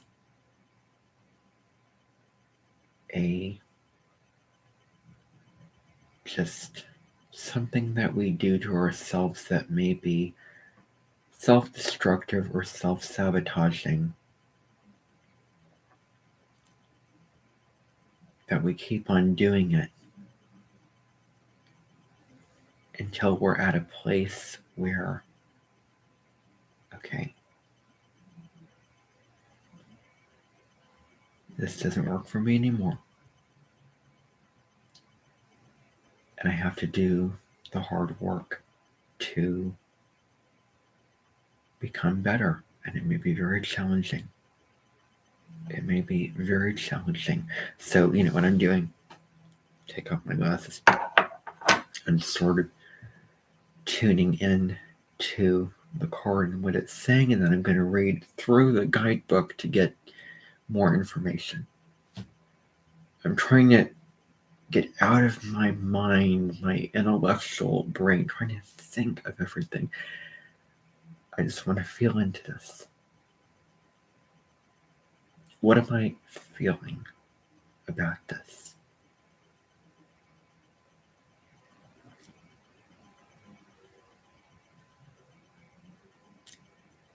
It's tough.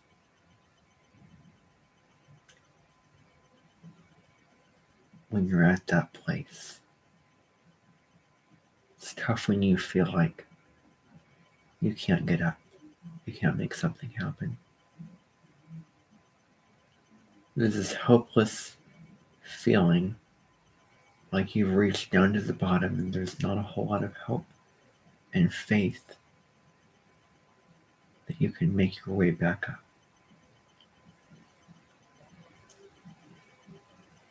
You feel trapped in a prison of your own making.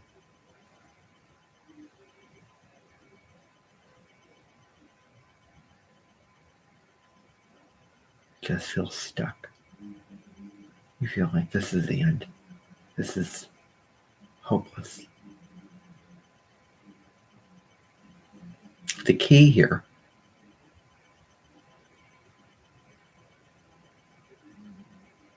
with rock bottom is surrender.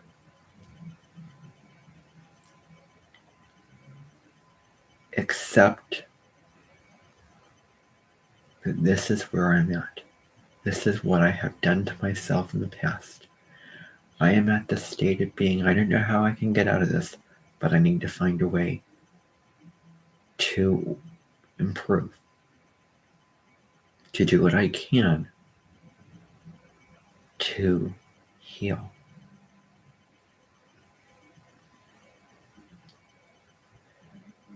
To do what I can to be okay with being uncomfortable for long-term results. Now, the message that I get for this card, first of all,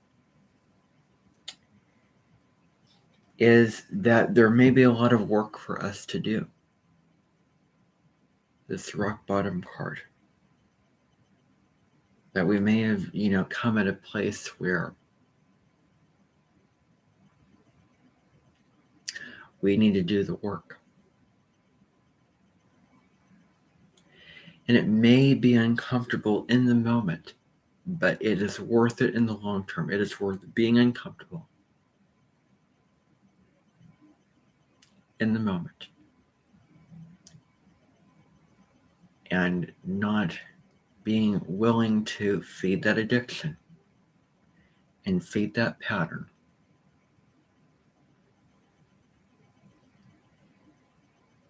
And to break those patterns and those cycles.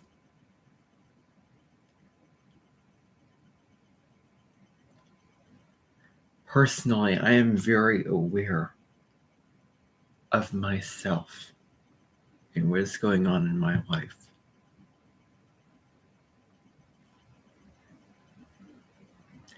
And I find that this card says it.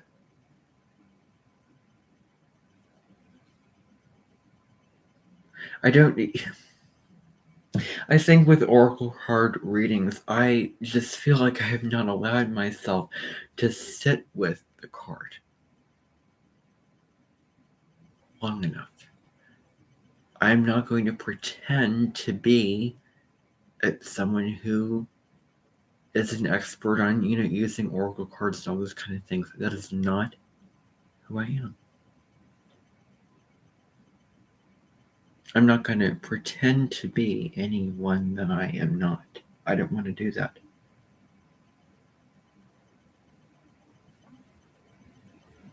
With all of our issues, there is this work to be done. With this card, with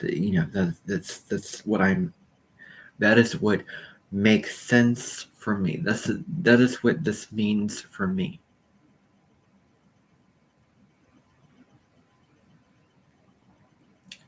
Is that it's surrender, and it's about, okay, what can I do for myself in the moment? One step at a time. It's not going to take overnight, but one step at a time. I'm slowly going to get better. I'm slowly going to improve. I'm slowly going to become a better person. One step at a time.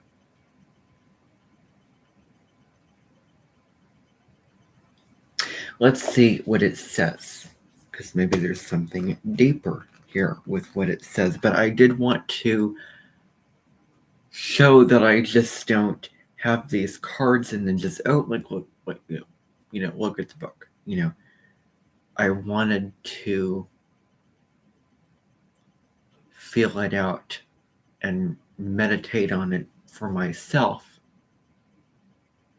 And after doing that and after voicing it out loud, it actually resonates with me quite a bit, and for all of us in general. I think that if there is any pattern that we have continued to feed that is unhealthy and that just doesn't work for us, we need to turn the awareness on and stop. Recognize what we're doing and do different things, and be better in the future.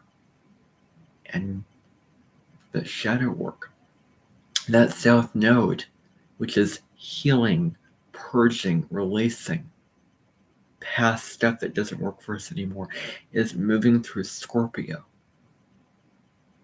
which can indicate those tendencies that we have that are obsessive compulsive, that are trying to generate a certain sense of power. Where you could manipulate others to gain that power. Where there is this insecurity that comes in place. Taurus is security, Scorpio is risk, the unknown, fear, change, transformation. But we always look to Scorpio as being transformation, healing, deep shadow work on ourselves to emerge better, empowered, healed.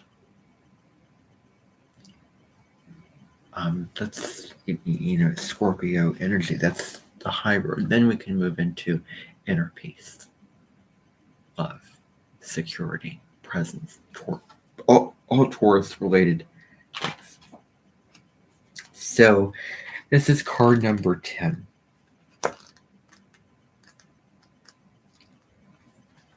So this is what it says from the book. So this is upright, this particular deck. Some of the cards can be upright and some of the cards reversed, and it has different meanings. So this card came out to be upright, and I shuffled this deck so that some of the cards would be upright, some of the cards would be reversed. So this is upright. So it says exactly what I've said. Without looking at the book for answers, it says, surrender and acceptance are the keys to freedom.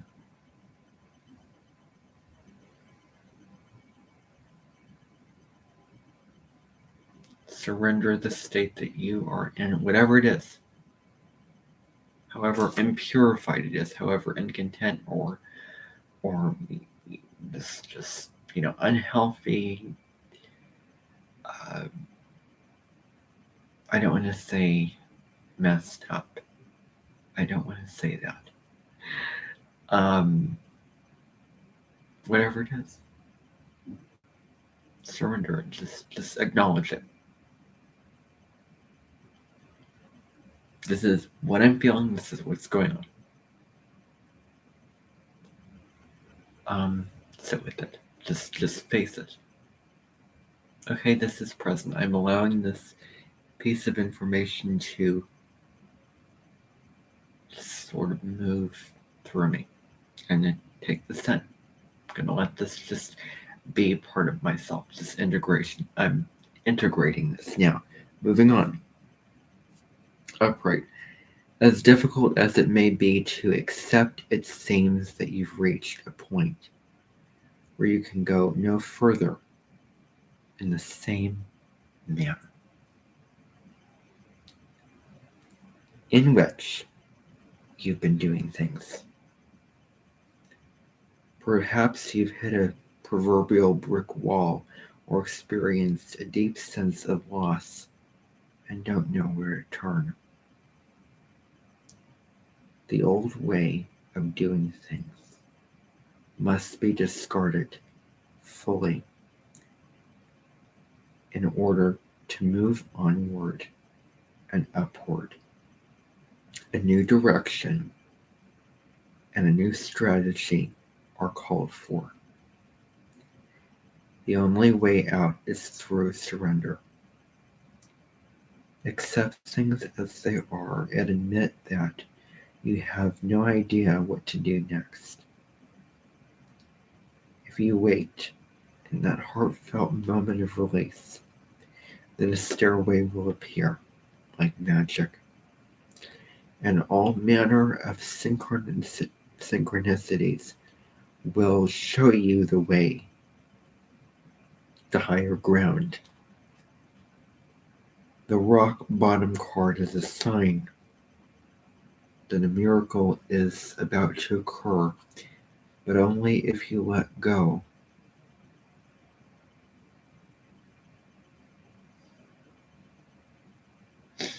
But only if you let go completely. That is, I'm going to say it. That resonates with me. It does. It would have resonated with me months ago, but that resonates with me now. I have certain things in my life that I am working through, certain habit patterns that I'm trying to break that are not easy, and I so often fall into those bad habit patterns.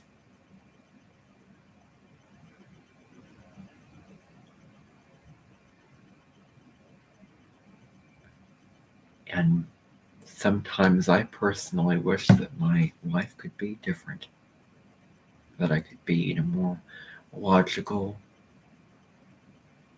loving, joyful, peaceful place, personally.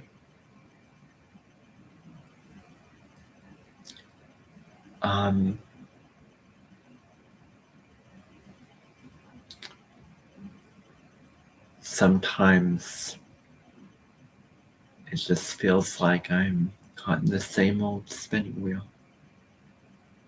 over and over again. And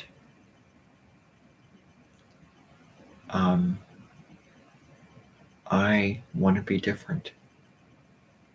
I want to do spiritual work, growth, all those kind of things. That is what I feel that I'm opening up to now. And so I think for all of us, whatever state that we are in, acceptance of that, just surrender to it is so important. Yeah, I am going to move on.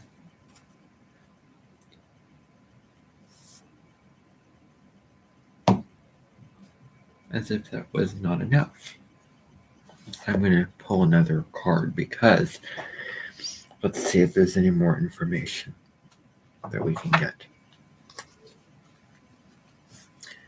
So now this question, I'm going to try to make this one shorter than the last, is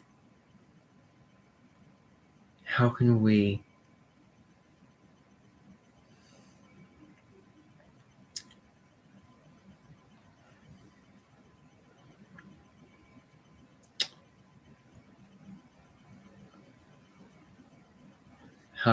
approach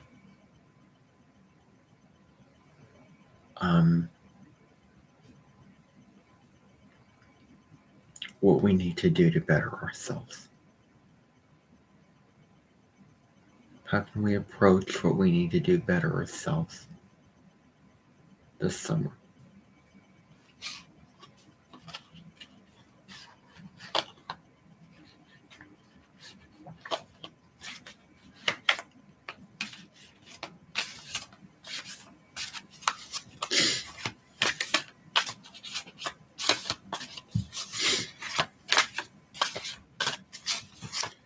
thing with shuffling cards is just to let go.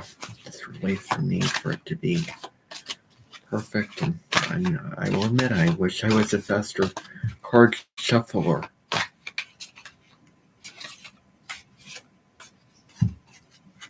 So let me just do this and then choose a card.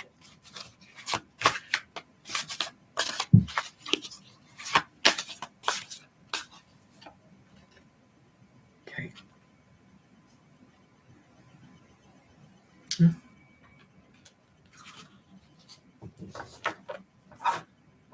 It is.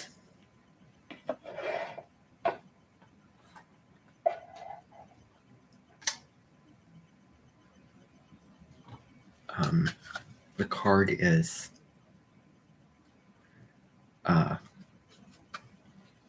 Spirited Place in reverse, in the reverse position. So, how are we connected to the present moment inside our body,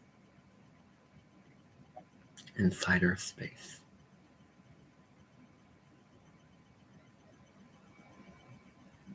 It's just about becoming present.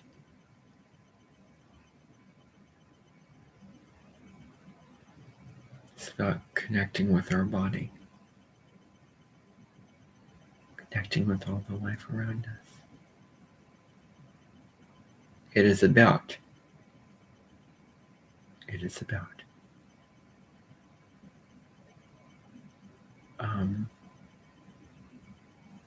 choosing to be here now. Now let's see what it has to say. Just going to give myself permission to take the time and be real here.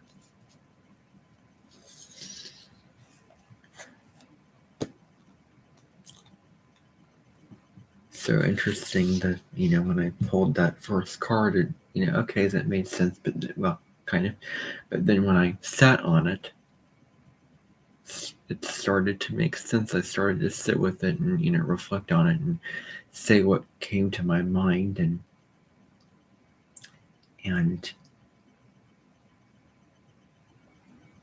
yeah.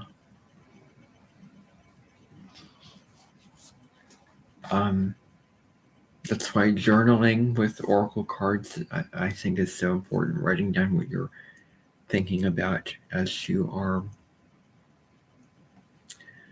as you pull the card, writing down what comes to mind. What are you thinking about? What are you feeling? What does this mean for you?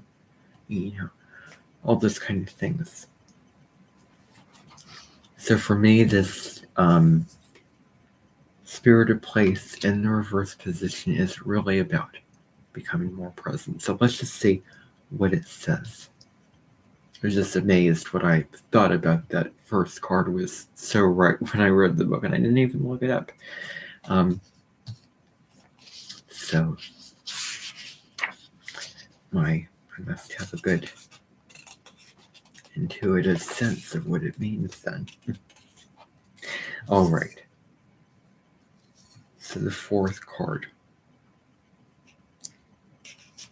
I don't expect too many people to watch this because of how long it is. But I'm just going to surrender that.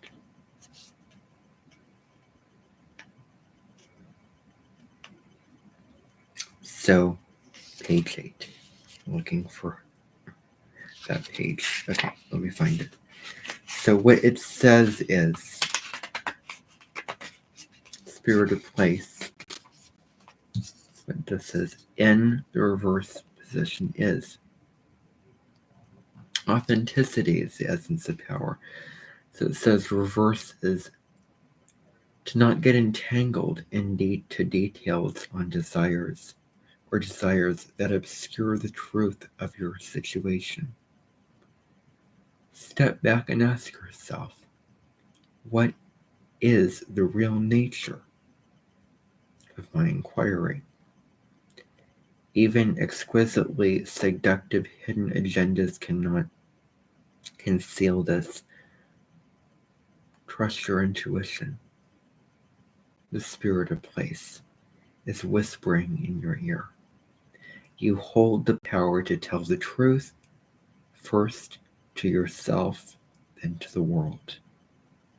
You can always distinguish between an essence that is true and one that is synthetic.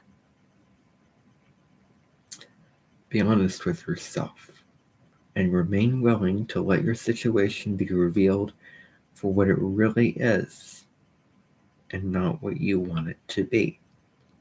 An apple can't become an orange, just as a dog can never be a bird. Are you trying to change someone or something to suit your agenda? Only when you see things as they truly are, you will find the real treasure.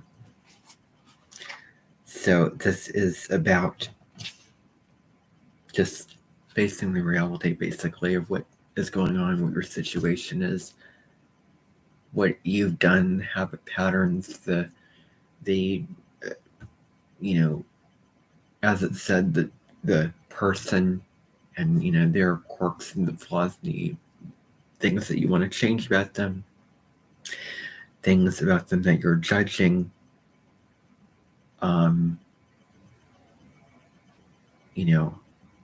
what irritates you about them, what pulls you down about them, what really irks you about them, or yourself. What are you judging yourself for?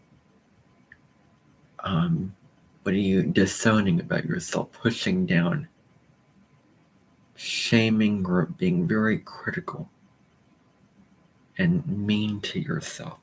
So, mean to yourself about, so this could be whatever the situation is, whatever you're doing in your life. See it as it truly is, and then take the action steps to do what you can to heal. But facing the reality, basically, is the message. So that is the reading. I don't want to make it too complicated. I knew this is long. I knew this was going to be long. And I'm okay with that. So,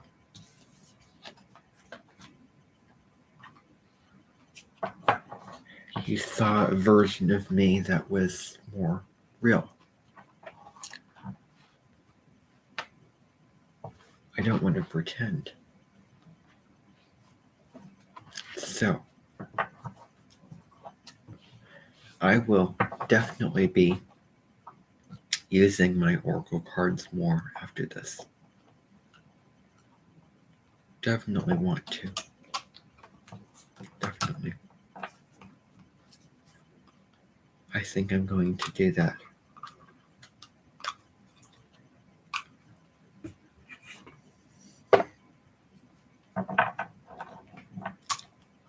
Especially last year. Oh my goodness. These would have been very helpful, meaningful, spiritual for me last year. Especially at the end of the year with the patterns that I was feeding, the issues that were going on in my personal life at the end of 2022. These cards would have been helpful, and they would have provided meaning and another thing to think about in a system of guidance. The thing is not to hand your power over to the cards. Okay, what can I do? What can I think about? But have your own sense of identity. That you're in sort of a receptive, open, present state to be in when you're pulling cards. It's so important. Open, curious, receptive to whatever you end up pulling, to whatever spirit provides to you. Now, moving on. All right. The water thing, forget it. I was kind of on the fence if I wanted to do it, but I don't think that that's necessary. This is getting long, so. But another thing that I really wanted to do is music. The last thing that I wanted to do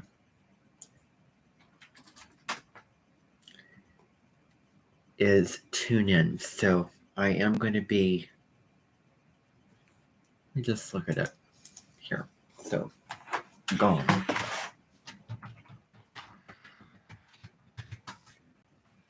Gong.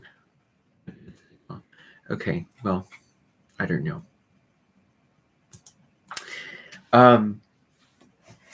So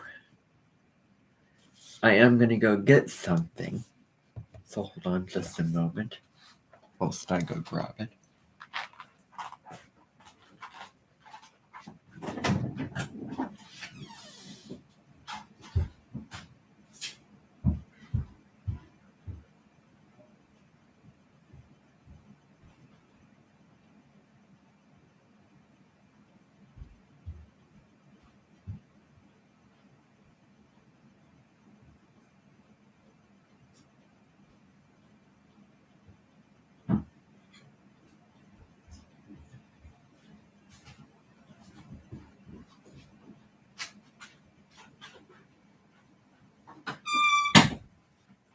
Now,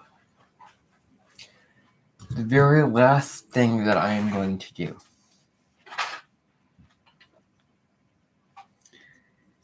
is I just want you to tune in to the sound frequencies that I'm going to be playing. This is actually a Christmas present that I got a couple of years ago. And so what it does is you just sort of play the instrument and then it creates a sound and a frequency. So I don't know if this is going to be substantial. We'll see. I'm just going to, I invite you to close your eyes.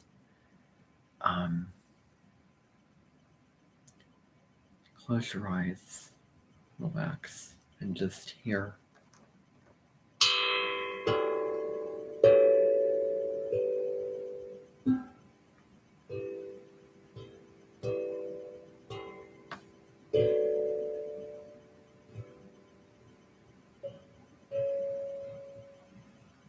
Relaxing. Okay, well, I can see that that's probably not something best to do at this time. So, anyway, this has been long. This has been one long live stream. All right, that is it. Absolutely it. Yeah, there is a huge voice inside of me saying, you need to stop this. If I can find my cursor to do it. By the way, I will put timestamps in the description so that you can go in and watch certain sections of this later. And so that was meaningful for me. And a way, if you will, to honor the solstice. So we'll see if I want to do the same thing again at the winter solstice in December. All right. That's it for tonight. Bye, everyone.